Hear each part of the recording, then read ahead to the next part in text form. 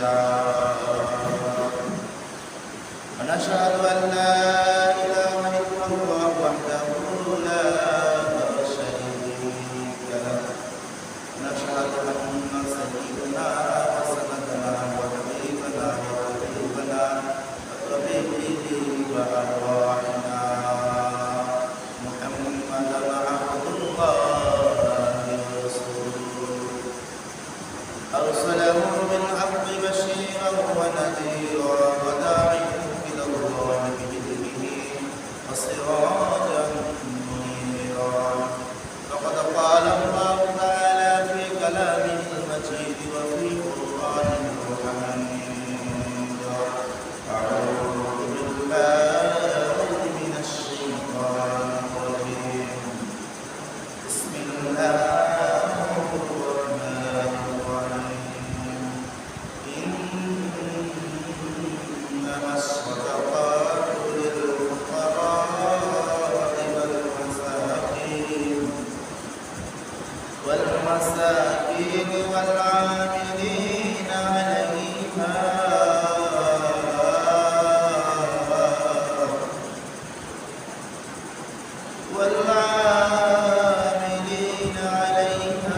والمؤلفة قلوبهم وفي الرقاب والغارمين وفي سبيل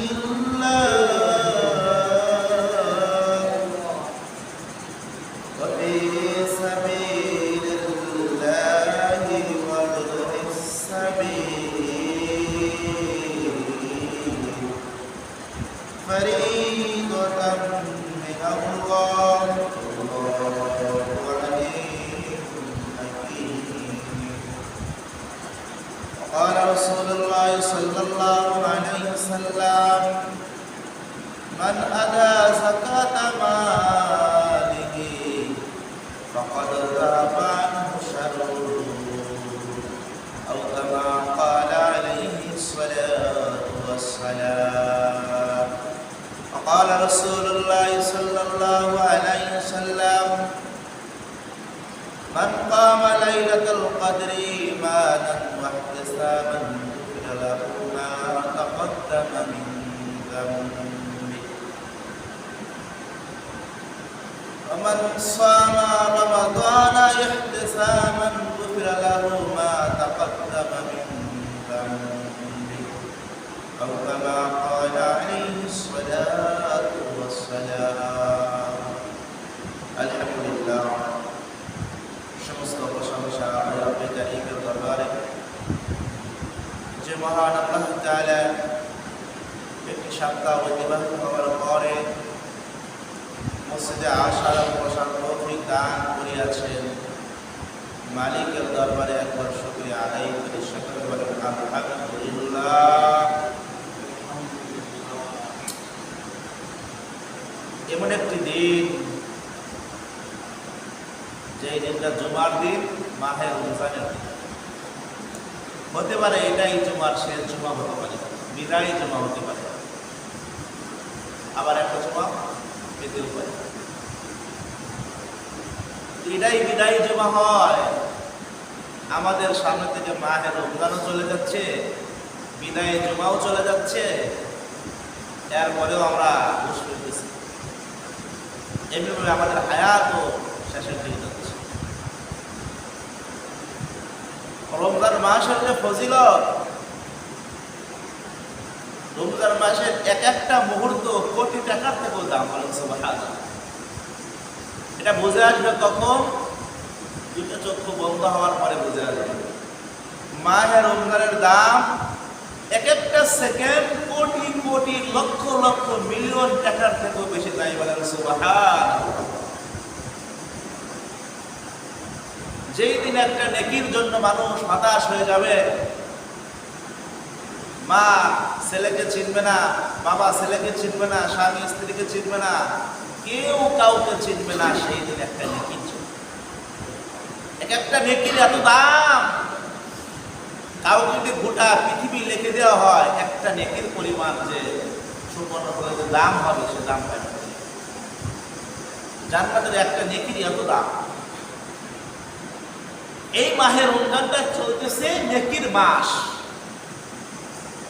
এই মাস পাওয়ার পরও যে আল্লাহর বান্দা পরিবর্তন হতে পারলো না, মসজিদমুখী হতে পারলো না, রোজা রাখতে পারলো না, এর মতো পুরা কপাইলা আল্লাহ রাসূল বলেন এই আসমানের নিচে আর জমিনের উপরে আর কেউ নেই। এই মাসটা অত্যন্ত গুরুত্বপূর্ণ মাস। এই মাস পাওয়ার পরেও যদি পরিবর্তন না হয়, হায়াত শেষ হচ্ছে, আমাদের সামনে কত মাহে রমজান চলে যাচ্ছে, আল্লাহর দরবারে কি নিয়ে দাঁড়ায়? অথচ আল্লাহ রাব্বুল আলামিন বান্দাকে এই মাসটা দিচ্ছেই ইবাদত করার জন্য। আল্লাহ ভালো করেই জানে আমার বান্দা তো 11 মাস তো যা দিছি নামাজ কালাম ঠিক মতো পড়ে নাই, একটা মাস দিলাম, একটা মাস যদি কোনো বান্দা ঠিক মতো আদায় করে তো আল্লাহ 11 মাসকে পোষায় দেবে। সুবহান। এই জন্য তো মুসলমান ভাইরা আমার, যদি কোনো ব্যক্তি মাহে রমজান মাসে নফল নামাজ পড়ে, আমার আল্লাহ ফরজ নামাজের সওয়াব দান করে দেবেন। সুবহানাল্লাহ। আমার আল্লাহ ভালো করে জানে আমার বান্দারা অনেক নামাজ পড়বে না, ফরজ নামাজ কামাই দিবে, আমি আল্লাহ আমার বান্দাকে আমি জাহান্নামে দেব না। এজন্য কোনো বান্দা যখন রোজার মাসে নফল নামাজ পড়ে, ওই নফল নামাজগুলো আমার আল্লাহ ফরজে শামিল করে দেবেন। সুবহানাল্লাহ। আর যখন কোনো বান্দা যখন ফরজ নামাজ পড়ে, আল্লাহ রাব্বুল আলামিন এক একটা ফরজকে 70টা ফরজের সওয়াব দান করেন। সুবহানাল্লাহ। একদিন যদি আপনি ফজরের নামাজ পড়েন, একদিন যদি আপনি 5 ওয়াক্ত নামাজ পড়েন, তাহলে 70 দিন নামাজ পড়লে যে এরকম সওয়াব আল্লাহ রাব্বুল আলামিন রমজান মাসে যদি একদিন নামাজ পড়েন 15 দিন, 70 দিন নামাজ পড়লে যে এরকম সওয়াব রমজান মাসে যদি একদিন নামাজ পড়েন 70 দিনের সওয়াব পাবেন। সুবহানাল্লাহ। কারণ আমার আল্লাহ জানে আমার বান্দাগুলোকে আমার জান্নাতে নিতে হবে। কারণ আল্লাহ বান্দাকে অনেক ভালোবাসে। বান্দাকে আল্লাহ কতই ভালোবাসে, যদি আপনি কোরআন হাদিস না পড়েন বুঝবেন না। আল্লাহ রাব্বুল আলামিন চায় কোনো মাধ্যমে কোনো ওসিলায় যেন আমার বান্দারা জান্নাতি হয়ে যাবে। সুবহানাল্লাহ।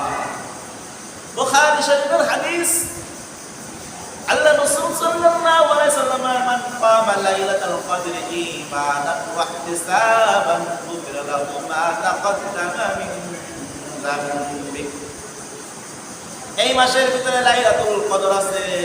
যখন কোনো বান্দা লাইলাতুল কদরে নামাজ পড়লো, তার জীবনের সমস্ত গুনাহ আমার আল্লাহ মাফ করে দেবেন। সুবহানাল্লাহ। শুধু কি তাই, আল্লাহ রাব্বুল আলামিন কুরআনে হাকীমের ভিতরে জানাতেন খায়রুম মিন আলফি শাহর, 1000 মাসের থেকে উৎকৃষ্ট। বলেন সুবহানাল্লাহ। 1000 মাসের থেকে উৎকৃষ্ট, 1000 মাসের থেকে দামি মাস। একটা রাত আছে, এই রাতে যদি আপনি ইবাদত করেন, আল্লাহ রাব্বুল আলামিনের দরবারে কবুল হয়ে গেলে 83 বছর 4 মাস ইবাদত করলে যে এরকম সওয়াব, এই ইতিকাফের রাতে যদি আপনি এরকম নামাজ পড়তে পারেন কদরের রাতে, আল্লাহ রাব্বুল আলামিন আপনাকে ওইরকম সওয়াব দান করবে। আল্লাহ সূরাতুল কদর নামে একটা সূরা নাযিল করেছে, ইন্না আনজালনাহু ফি লাইলাতিল কদর ওয়া মা আদরাকা মা লাইলাতুল কদর লাইলাতুল কদরি খায়রুম মিন আলফি শাহর। সুবহানাল্লাহ। 1000 মাসের থেকে উৎকৃষ্ট। মুসলমান ভাইরা আমার, আল্লাহ রাব্বুল আলামিন চায় আমার বান্দাগুলো জান্নাতি হোক। এজন্যই আল্লাহ রাব্বুল আলামিন আমার নবীকে যেমন ভালোবাসেন, আমার নবীর উম্মতকেও তেমন ভালোবাসেন। সুবহানাল্লাহ। আমার নবী আল্লাহকে বলেন, আল্লাহ আমার উম্মতরা তো বাঁচবে গড় হায়াত 60 থেকে 70 বছর, এই অল্প বছরে কি ইবাদত বন্দেগী করবে? আল্লাহ বলেন, বন্ধু ওটা নিয়ে তুমি চিন্তা করো না, আমি আল্লাহ তোমার উম্মতকে লাইলাতুল কদর নামে রাত দিলাম। এই রাতে যদি ইবাদত করে, আমি এক একটা রাতের বিনিময়ে 83 বছরের সওয়াব দান করব। বলেন সুবহানাল্লাহ। এজন্য অন্যান্য উম্মতরা 1500 বছর, 2000 বছর বাঁচে, 1000 বছর বাঁচে, তারা তো অনেক ইবাদত করবে, কিন্তু তাদের থেকেও ইবাদতের আমল নামায় ভারী হবে এই শেষ নবীর উম্মতের। সুবহানাল্লাহ। কিন্তু আমল তো করতে হবে নাকি? যে আমল না করে রমজান চলে যাচ্ছে, বিদায় জুমা চলে যাচ্ছে, বাড়িতে বসে বসে আড্ডা দিচ্ছি, রাস্তায় বসে বসে আড্ডা দিচ্ছি, কাজের ব্যস্ততায় আমি বসে রয়েছি, তাহলে এইভাবে তো চলবে না। দেখতে দেখতে জীবনের হায়াতগুলো শেষ হয়ে যাচ্ছে। মুসলমান ভাইরা আমার, এই জন্য আল্লাহর প্রত্যেকটা হুকুম অক্ষরে অক্ষরে পালন করতে হবে। এই মাহে রমজান আসলে আমরা অনেকে যাকাত প্রদান করতে হবে। আল্লাহ রাব্বুল আলামিন যেখানে নামাজের কথা বলেছেন সেখানে যাকাতের কথা বলেছেন, ওয়া আকিমুস সালাতা ওয়া আতুজ যাকাত। যেখানে নামাজের কথা বলেছেন সেখানে যাকাতের কথা বলেছেন। এই জন্য নামাজ যেমন গুরুত্বপূর্ণ, যাকাতও ঠিক সেই মনে গুরুত্বপূর্ণ। ইসলাম ইসলামের ভিতরে কিন্তু যাকাত দেওয়া 8টা খাত আছে। এই 8টা খাতে যাকাত দিতে হবে, যা আল্লাহ রাব্বুল আলামিন কুরআনে কারীমের ভিতরে নিজেই বর্ণনা করে দিয়েছেন কাদেরকে যাকাত দিবে। যাকাত বন্টন করলে কাজ হবে না, যাকাত আদায় হবে না। যাকাতেরও 8টা খাত আছে। সেই খাত সম্পর্কে সূরাতুত তাওবার 60 নম্বর আয়াতে আল্লাহ রাব্বুল আলামিন বলেন, ইন্নামাস সাদাকাতু লিল ফুকারাই ওয়াল মাসাকিন। ইন্নামাস সাদাকাতু লিল ফুকারাই ওয়াল মাসাকিন। নিশ্চয় যাকাত সদকা, ইন্নামাস সাদাকাতু সদকা লিল ফুকারাই, ফকিরদের জন্য, ওয়াল মাসাকিন মিসকিনদের জন্য। ফকির এবং মিসকিনের মধ্যে পার্থক্য আছে। ফকির বলা হয় যার কাছে কিছু সামান আছে, মাল সামগ্রী আছে। আর মিসকিন বলা হয় যার কাছে কিছু নাই, যার কাছে কিছু নাই। আর ফকির হলো যার কাছে 12.5 তোলা রূপার সমমূল্য সম্পদ তার থেকে কম আছে। কিছু কিছু মুফাসসির বলেন তার থেকে কম আছে, তাকে বলা হয় ফকির। আবার কিছু কিছু বর্ণনা আছে যার কাছে 2 বেলার খাবার আছে, তাকে বলা হয় ফকির। আর মিসকিন বলা হয় যার কাছে কিচ্ছু নাই, অসহায়, নিঃস্ব, একে বলা হয় মিসকিন। এদেরকে কি দিতে হবে? যাকাত প্রদান করতে হবে। যাকাতের 2টা খাত দেবে, ওয়াল আমিলিনা আলাইহা। আর যারা যাকাত উসুল করে, আদায় করে, যাকাত উসুল করার জন্য কিছু কর্মচারী থাকে। এই কর্মচারীদের বেতন দেওয়ার জন্য তাদেরকে দেওয়া যায়। অর্থাৎ সরকার এই যাকাতটা তো উঠাইবে সরকার। মুসলিম সরকারের নিয়ম হলো যাকাত প্রদান করা। যখন যে সরকার হবে তার হুকুম হলো আল্লাহর হুকুম পালনার্থে মুসলমানদের কাছ থেকে যাকাত আদায় করা। এই যাকাতটা আদায় করবে কে? লোকদের তো আদায় করতে হবে, সরকারি লোকদের আদায় করতে হবে। তো সরকারি লোকদেরকে বেতন দেওয়া এই যাকাত থেকে কি আছে? জায়েজ। 3 নম্বর খাত হলো ওয়াল মুআল্লাফাতি কুলুবুহুম। এই মুআল্লাফাতি কুলুবুহুম বলতে কিদের? বিধর্মীদেরকে আকৃষ্ট করার জন্য, মনোরঞ্জন করার জন্য তাদেরকে যাকাত দেওয়া কি আছে? জায়েজ। তারা যেন বুঝতে পারে ইসলাম সুন্দর ধর্ম।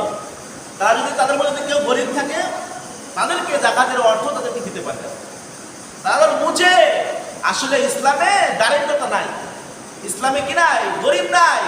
যে ধনী হবে, ধনীরা গরিবকে কি করবে? সাহায্য করবে, সহযোগিতা করবে। কিন্তু এখন তো যে গরিব ধনী হচ্ছে গরিবের খোঁজ খবর রাখে। এজন্য যদি কোনো ব্যক্তি ধনী হওয়ার পর তার মালের যাকাত না আদায় করে তো তার মাল হারাম হয়ে যাবে। সুদ খালি হারাম হয় না, ঘুষ খালি হারাম হয় না, এই যাকাত প্রদান না করলেও কিন্তু মাল হারাম হয়ে যাবে। যে ব্যক্তি তার মালের সম্পদের যাকাত প্রদান করলো না, তার পুরো মালটাই তার হারাম হয়ে যাবে। যেমনি ভাবে 1 মণ দুধের ভিতরে যদি একটা নাপাক ফেলা হয় তাহলে পুরো দুধটাই যেমন নাপাক হয়ে যায়, ঠিক তেমনি ভাবে যদি কোনো ব্যক্তির অংশীদারের ভিতরে যাকাতের অংশ থাকে, যদি যাকাত না দেয় তাহলে তার মালটাও হারাম হয়ে যাবে। এজন্য আল্লাহ রাব্বুল আলামিন কোরআনুল হাকীমের ভিতরে যাকাতের খাত বর্ণনা করে দিয়েছেন। যাকাত আদায় করতে হবে। ইসলাম হলো সুন্দর। যদি সবাই যাকাত আদায় করে, ধনীরা যাকাত আদায় করে, ইসলামে গরিব থাকবে না, অসহায় দারিদ্র থাকবে না, কষ্ট ভোগ করবে না। কিন্তু এখন তো মানুষ যাকাত তো দূরের কথা, হাওড়া দিতে দেয় না, মানুষ হাসিনা দিতে চাই। এই জন্য আমি যদি মুসলমান হই তাহলে আমার মালের যাকাত দিতে হবে। যাকাত দিলে আমারই লাভ। আল্লাহ বলেন মান আদা যাকাতা মালিহি ফাকাদ যাহাবা আনহু শাররুহু। যে ব্যক্তি তার মালের যাকাত আদায় করলো তার সম্পদ আল্লাহ তাআলার কাছে নিরাপদ হয়ে গেল। বলেন সুবহানাল্লাহ। তার মালের সম্পদ থেকে অনিষ্ট দূর হবে, তার থেকে অনিষ্ট দূর হবে। আর যারা যাকাত দিবে না তাদের মালের কোনো হবে না, মুনাফা বৃদ্ধি হবে না, তাদের অর্থ পুরি বৃদ্ধি পাবে না। যদিও বৃদ্ধি দেখে, দুই চোখে দেখতেছে তার সম্পদ আছে, কিন্তু এই সম্পদ সে মরে যাওয়ার পরে তার ওয়ারিশরা খেতে পারবে না, তার কাছে থাকবে না। আর যে ব্যক্তি সম্পদের যাকাত আদায় করবে তার সম্পদ বর্ধিত থাকবে, বৃদ্ধি পাবে, তার সম্পদ সে মরে যাওয়ার পরে তার ওয়ারিশরা ভোগ করতে পারবে। সুবহানাল্লাহ। এজন্য যাকাত আদায় করলে আমাদের লাভ। ওয়াফির রিকাব, ওয়াফির রিকাব বলা হয় দাস মুক্তির ক্ষেত্রে যাকাত দিতে পারে। এখন তো দাস নাই, এখন কাদেরকে যাকাত দিবে? ধরেন কোনো গরিব মানুষ জেলে বন্ধ হয়ে আছে, তাকে জেল থেকে জামিনের জন্য তাকে যাকাতের টাকা দেওয়া কি আছে? জায়েজ। গরিবিনা, গরিবদেরকে যাকাত দেওয়া যাবে। গরিবিন কাকে বলা হয়? গরিবিনা যারা ঋণগ্রস্ত। আর একজনের অনেক ধন সম্পদ আছে, কিন্তু যে পরিমাণ ধন সম্পদ আছে তার থেকে বেশি ঋণগ্রস্ত, তাহলে ওই ব্যক্তিকে কি দেওয়া যাবে? যাকাত প্রদান করা যাবে। ফি সাবিলিল্লাহ, আল্লাহর পথে যারা থাকে তাদেরকে কি দেওয়া যাবে? যাকাত দেওয়া যাবে। আল্লাহর পথে বলতে যারা যুদ্ধের ক্ষেত্রে, যারা মুসলমানরা এখন ধরেন এক রাষ্ট্রে মুসলমান রাষ্ট্রে যুদ্ধ লাগছে, একজন চাইতেছে যে আমি যুদ্ধে যাবো, আমার টাকা পয়সা থাকতো আমি যুদ্ধে যাইতে পারতাম, তাহলে সে তাকে যুদ্ধের যা পাঠানোর জন্য, সরঞ্জাম কেনার জন্য তাকে যাকাতের টাকা দেওয়া কি আছে? জায়েজ আছে। ওয়াবনি সাবিল, মুসাফিরকে যাকাতের টাকা দেওয়া জায়েজ আছে। যদিও মুসাফির কোটিপতি শিল্পপতি থাকে, ধরেন এমন একটা জায়গায় গেছে, এখান থেকে ধরেন চট্টগ্রাম চলে গেছে, বাড়িতে তার টাকা অনেক অনেক বেশি আছে, কিন্তু সেখানে যাওয়ার পর তার কাছে কিছু নাই, নিঃস্ব হয়ে গেছে, তাহলে সেই ব্যক্তিকে কি দেওয়া যাবে? যাকাত দেওয়া যাবে। ফারিদাতাম মিনাল্লাহ, এটাই আল্লাহ পাকের নির্ধারিত। এই 8 প্রকার মানুষ ছাড়া আর কাউকে যাকাত দেওয়া যাবে না। মুসলমান ভাইরা আমার, এই 8 প্রকার মানুষকে যাকাত দিতে হবে। আমি এমনিভাবে আপনাদের সামনে যেভাবে যাকাতের বর্ণনা করলাম, আজ থেকে 1500 বছর আগে আমার নবীও এইভাবে যাকাতের বর্ণনা করতেছিলেন। দূর থেকে এক মহিলা, ইহুদি মহিলা যাকাতের বর্ণনা শুনছে। যাকাতের বর্ণনা শোনার পর শুনতেছে মান আদা যাকাতা মালিহি ফাকাদ যাহাবা আনহু শাররুহু, যে ব্যক্তি যাকাত দিবে তার থেকে অনিষ্ট দূর হয়ে যাবে। যে ব্যক্তি যাকাত প্রদান করবে তার থেকে তার মাল কখনো ধ্বংস হবে না, তার মাল আগুনে পড়বে না, তার মাল ধ্বংস হবে না। এই কথাগুলো আমার নবীজি বর্ণনা করতেছিলেন। এক ইহুদি মহিলা এই কথাগুলো শোনার পর তার মালের যাকাত সে প্রদান করতে যাবে। সুবহানাল্লাহ। মুসলমান ভাইরা আমার, এই মহিলা যখন যাকাত প্রদান করে, অন্যান্য ইহুদিরা এসে বলতেছে, ও মা, তুমি তো মুসলমান হয়ে গিয়েছো, যাকাত দেওয়ার সিস্টেম তো মুসলমানদের ধর্মের ভিতরে আছে, আমরা তো ইহুদি, আপনি কেন যাকাত দেন? কেন যাকাত দেন? যাকাত দেন কেন? বলে আমি যাকাত দেই আমার ফায়দার জন্য, আমার লাভের জন্য। আপনার লাভ কি? বলে আব্দুল্লাহর বেটা মুহাম্মদ বলেছে, যে ব্যক্তি যাকাত দিবে তার মাল ধ্বংস হবে না, তার মাল আগুনে পড়বে না, তার মাল শেষ হবে না, তার মাল আরো বৃদ্ধি পাবে। কারণ আব্দুল্লাহর বেটা মুহাম্মদ কোনদিন মিথ্যা কথা বলে নাই। আমরা তাকে আল আমিন উপাধি দিয়েছিলাম, কারণ যে যা বলছে সব সত্য হয়েছে, আমি তার কথাকে সত্যায়ন করি। এই জন্য আমার মাল লাভের জন্য আমি আমার মালের যাকাত দিচ্ছি। বলেন সুবহানাল্লাহ। কিন্তু সে কিন্তু মুসলমান না, সে কিন্তু ইহুদি মহিলা। সেই ইহুদি মহিলা তার সম্পদের যাকাত দেয়। মুসলমান ভাইরা আমার, ঘটনা ক্রমে একবার তার সফর সঙ্গীরা তার মাল ব্যবসা করার জন্য সিরিয়ায় পাঠাইছে। কিছু ব্যবসায়ীরা সিরিয়ায় ব্যবসা করার জন্য চলে গিয়েছে উট নিয়ে। ওইখানে ওই মহিলারও 100টা উট ছিল, সেও পাঠাইছে ম্যানেজার সহকারে। এবার পাঠানোর পর আসার পথে মাঝে থেকে ব্যবসা করে সবাই বাড়িতে ফিরে আসতেছে, কিন্তু একটা স্পট, এক জায়গায় ডাকাতরা ডাকাতি করতেছে। যারা যারা আসতেছে কি করতেছে? ডাকাতিরা ডাকাতি করতেছে। এইভাবে মদিনায় যারা প্রবেশ করতেছে আর কান্নাকাটি করতেছে, বলে আমার সম্পদ ডাকাতি হয়ে গিয়েছে, আমার সম্পদ ডাকাতি হয়ে গেছে। যারা এই মদিনায় ফিরতেছে তারাই কান্নাকাটি করতেছে, আমার সম্পদ ডাকাতি চলে নিয়ে গেছে। ওই ইহুদির মহিলারও ওই জাকাতের সাথে, ওই সফর সঙ্গীর সাথে তারও সম্পদ ছিল, কিন্তু ওই ইহুদি মহিলা বলতে যে আমার সম্পদ চলে নিতে পারি না, ডাকাতে নিতে পারি না। যদি আমার সম্পদ ডাকাতে নাই, চলে নাই, তাহলে আমি মুহাম্মদের কলার ধরবো। কারণ মুহাম্মদ বলেছে যে সম্পদের জাকাত দেয়, সম্পদ ধ্বংস হবে না। আমার মাল যদি ধ্বংস হয়ে যায়, মুহাম্মদের খবর আছে। এই মুসলমান ভাইরা আমার, ওই সফর সঙ্গীর সাথে যারা যারা সিরিয়ায় ব্যবসা করার জন্য গিয়েছিল, সকলের মাল ডাকাতি করে নিয়ে গিয়েছে, কিন্তু ওই মহিলার ম্যানেজারের মাল ডাকাতি নিতে পারে নাই। এরও একটা কারণ আছে। কারণটা হলো, আমি আপনাদেরকে বোঝানোর জন্য একটা এক্সাম্পল দিতে পারি। ধরেন আমাদের জিতকে বাজার ডাকাতি হচ্ছে, পিছন থেকে যতগুলো গাড়ি আছে গাড়িগুলো আসছে, কিন্তু সর্বশেষে যে গাড়িটা, ওই গাড়িটার চাক্কা কি হয়েছে, পাঞ্চার হয়ে গেছে। ওই গাড়িটা কিন্তু জিতকে বাজারে আসতে পারলো না। যে সমস্ত গাড়িগুলো জিতকে বাজারে আসছে, ওই গাড়িগুলো কিন্তু ডাকাতি হয়ে গিয়েছে। ঠিক তেমনি ভাবে ওই মহিলার যে উটগুলো ছিল, উটের ভিতরে একটা প্রধান উট থাকে, আমির উট থাকে।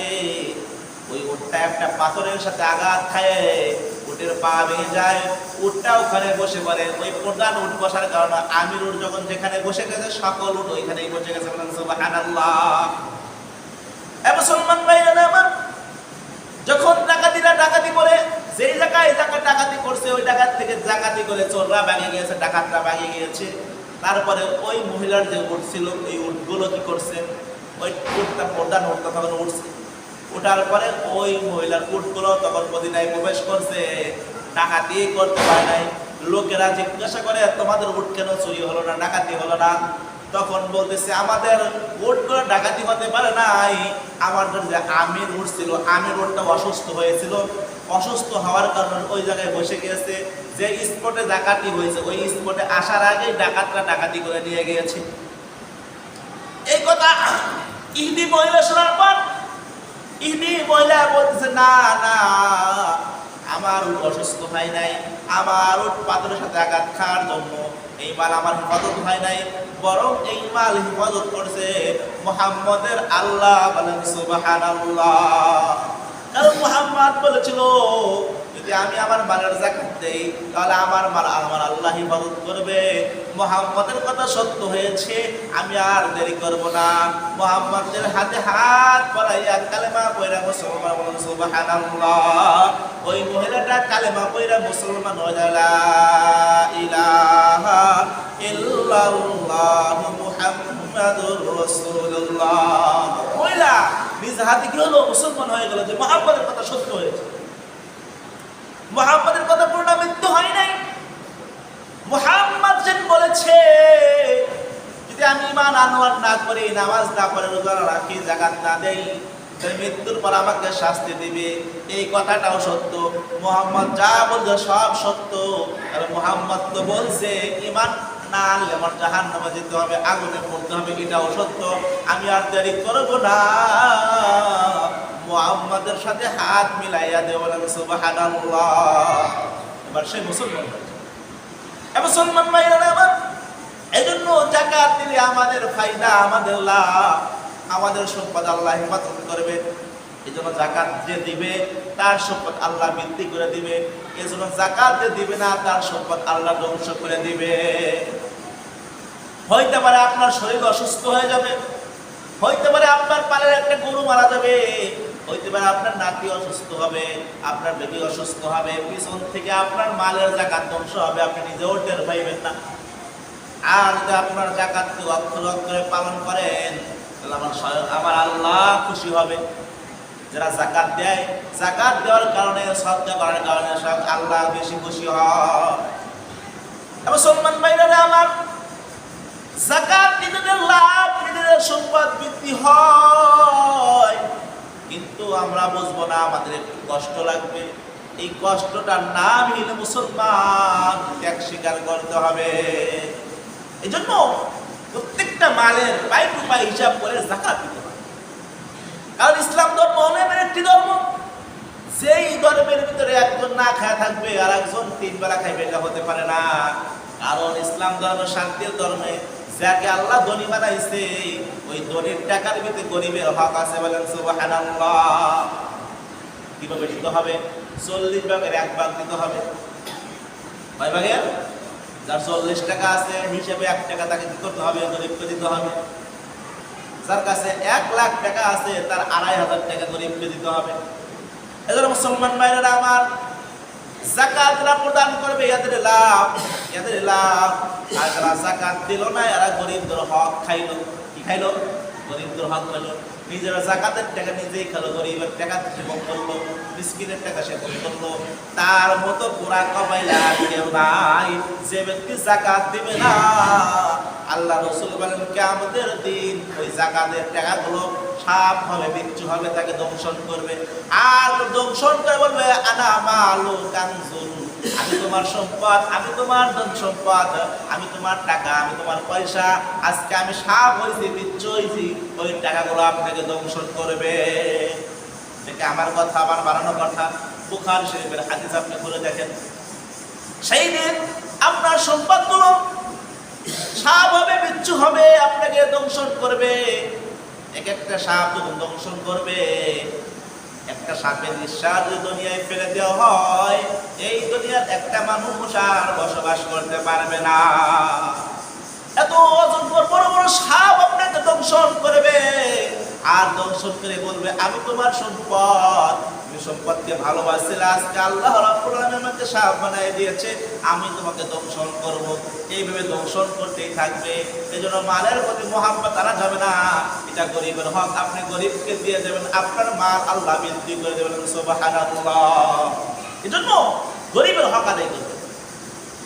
এখন তো যাকাতের হিসাব, কারণ আমি এই কথাগুলো এই জন্যই বলতেছি, এটাই বিদায় জুমায় হতে পারে, শেষ জুমায় নাও বলতে পারতে পারে, এই জন্য বিদায় জুমা হতে পারে। আমরা অনেকেই সাদকাতুল ফিতর আদায় করি না। সাদকাতুল ফিতর কাদের উপর ওয়াজিব? যে ব্যক্তির উপর যাকাত ওয়াজিব, সেই ব্যক্তি তো যাকাত দিবেই। আর সাদকাতুল ফিতর সবার উপরে ওয়াজিব। কার উপর? সবার উপর সাদকাতুল ফিতর কি ওয়াজিব। ঈদের দিন যদি কোনো সন্তান সূর্য অস্তের আগে যদি জন্মগ্রহণ করে, তারও কি দিতে হবে? সাদকাতুল ফিতর দিতে হবে। ঈদের দিনের আগে, সূর্য অস্তের আগে যদি কোনো সন্তান, কোনো মেয়ে সন্তান, ছেলে সন্তান যে জন্মগ্রহণ করবে, কি দিতে হবে? সাদকাতুল ফিতর দিতে হবে। দাস দাসী এদের কি দিতে হবে? সদকা দিতে হবে, সাদকাতুল ফিতর দিতে হবে। সাদকাতুল ফিতর এই বছরের সর্বনিম্ন হলো 110 টাকা, আর সর্বোচ্চ হলো 2805 টাকা। প্রত্যেকটা মানুষেরই সাদকাতুল ফিতর দিতে হবে। সাদকাতুল ফিতরটা কাকে দিবে? যে ব্যক্তি যাকাতের টাকা খাওয়ার হকদার, যাকাতের 8টা খাত আছে, এই 8 জন ব্যক্তি সাদকাতুল ফিতর খাইতে পারে। এই জন্য সাদকাতুল ফিতর ধনী হোক গরিব হোক সবার কি করতে হবে?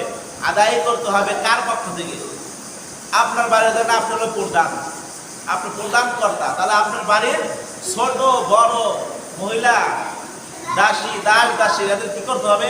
আপনি সাদকাতুল ফিতর আদায় করে দেবেন। একজন ফ্যামিলিতে ধরেন 9 জন লোক আছে, তাহলে তার 1000 টাকা সাদকাতুল ফিতর আদায় করতে হবে। এই জন্য সাদকাতুল ফিতর আদায় করবেন কখন? ঈদগার মাঠে আসার আগেই আদায় করবেন। ঈদগার পরে আদায় করা যাবে, কিন্তু উত্তম হলো ঈদগার মাঠে আসার আগে কি করতে হবে? সাদকাতুল ফিতর আদায় করতে হবে। সাদকাতুল ফিতর ওয়াজিব। এই জন্য প্রত্যেকটা মানুষই সাদকাতুল ফিতর আদায় করবে। আর কিছু কথা না বললেই চলে না। আমরা অনেকেই মসজিদে থাকার জন্য পাগল হয়ে যাই। একটা মাসআলা শুনে নাই, কোন ব্যক্তি ইবাদতের উদ্দেশ্য ছাড়া মসজিদে রাত্রে জাগরণ করা জায়েজ নাই, কবিরা গুনাহ হবে। ইতিকাফের নিয়তে মসজিদে থাকতে পারবে, ইতিকাফের নিয়ত ছাড়া কোনো ব্যক্তি মসজিদে ঘুমাইতে পারবে না। কারণ মসজিদে যদি ঘুমান তাহলে আপনার জন্য কবিরা গুনাহ হবে। ইবাদতের জন্য মসজিদে থাকতে পারবেন, কারণ আপনি যখন বালেগ হয়ে গেছেন এই মসজিদে আপনি শব্দ দূষণ হতে পারে। আপনি মসজিদ তো বাজার না, মসজিদ তো শোয়ার জায়গা না, মসজিদ হলো ইবাদতের জায়গা। মসজিদে ঢোকার পরে যদি কোনো বান্দা কথা বলে তো আল্লাহর ফেরেশতা বলে, হে আল্লাহর দুশমন চুপ কর, কথা বলাই জায়েজ নাই। আর সেইখানে আমরা অনেকেই মসজিদে আইসে মোবাইল একটা নিয়ে আইসা পুরো ধরা দুঃখ চলতেছে। এটা বাড়ি কোন ভাই? আপনাদেরকে নিষেধ করলে আপনারা যেতে চান না। মসজিদটা তো ইবাদতের জায়গা, এটা আল্লাহর ভয় থাকতে হবে, আল্লাহর ঘর। এই ঘরে ঢুকে কথা বলাই জায়েজ নাই। সেখানে আপনারা মোবাইল নিয়ে এসে বলেন ঢুকতে চান না, যেতে চান না। আপনাদেরকে বারবার নিষেধ করি, এরপরে আমার কথা আপনারা শুনেন না। এখানে কি গরমের জায়গা, এখানে আমি থাকি তো আমার লস নাই, আমার বরং লাভ। কারণ আমি এখানে একা একা থাকি, যদি এখানে ছাত্ররা থাকে তাহলে আমার আর সাহস থাকে। কিন্তু এরপরে আমি থাকতে যাই না কেন? এটা জায়েজ নাই, আমি হারাম ভাবে আপনাদেরকে রাখতে দেবো। গুনাহগার তো আমি, এই গুনাহ এই কমিটি যারা আছে এদেরও গুনাহগার।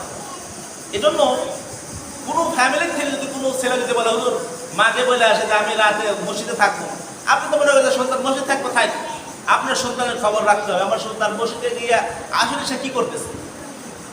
এই যে যারা রোম মিস্ত্রি, এই রোম মিস্ত্রিরা এসে বলতেছে হুজুর আপনাদের টয়লেটে এত বিড়ির মোতা কেন, এত মানে মুখ দেখাইতে পারি না, এত বড় বিড়ির মোতা জমা হয়েছে কিভাবে? এই বিড়ি মোতা কি ফেরেশতারা এসে খাইছে? এই সিগারেট কি ফেরেশতারা এসে খায়? আপনাদের একটু ভয় লাগে না যে মসজিদের সামনে আমি এসে এগুলো খাই? তাও মসজিদের টয়লেটে বসে আল্লাহর ভয় করবেন। কারণ নাম ধরে বলতেছেন এখানে কোনো ফেরেশতারা আসে নাই এই বিড়ি খাওয়ার জন্য, জিটকা বাজার থেকে কেউ লোক আসে। আমাদের আশেপাশের গ্রামের লোকেরাই খাইছে। এজন্য আমি অনুরোধ করতেছি, আমি অনেককে দেখছি কিন্তু আমি না দেখে না দেখার ভান করছি। এজন্য এয়ারপোর্ট থেকে যদি কেউ আমি সরাসরি দেখি ভিডিও করে রাখে তার বাপ মাকে দেখাবো। এবার আমি আপনাদেরকে অলরেডি দিচ্ছি, এই মসজিদের সামনে এসে বিড়ি সিগারেট আড্ডা বাজ দিবেন না। আর ঘুমানোর উদ্দেশ্য কেউ যদি ঘুমাইতে চান, থাকতে চান, এতে কাবের নিয়ে তো থাকেন, কোনো সমস্যা নাই। এতে কাবের নিয়ে থাকবেন, আমি বরং কোরআন শরীফ পড়া শেখাবো। দরবেশে একটা মোবাইলে রেখে আসবেন, মোবাইলে থাকবেন, এখানে আসবেন, পড়বেন, ঘুমাইবেন, সব ঠিক আছে। কিন্তু মোবাইল নিয়ে এসে এমনি মসজিদে থাকার জন্য বেড নিয়ে আসবেন, এটা কখনো কি হবে না? জায়েজ হবে না। কেউ থাকবে না, আল্লাহকে ভয় করবেন। থাকলে আমার লাভ, কিন্তু আমি থাকতে দিই না কেন? এটা আপনারা এখন বুঝবেন না। এই জন্য মসজিদে ইতিকাফের নিয়ে আসা, রাত্রে জাগরণ করা কি নাই? জায়েজ নাই। কেউ যদি থাকার একান্তই প্রয়োজন মনে করেন, বাইরে যদি ঘুমানোর জায়গা নাই থাকে, তাহলে মসজিদের যে মাঠ আছে মাঠে ঘুমায় না, কোনো সমস্যা নাই। আল্লাহ রাব্বুল আলামিন সবাইকে আমল করার তৌফিক দান করুক। সর্বপ্রথম আমাকে আমল করার তৌফিক দান করুক। রাসূল টাকা সুন্নাত পাঠে উদ্দেশ্য করে পড়েন।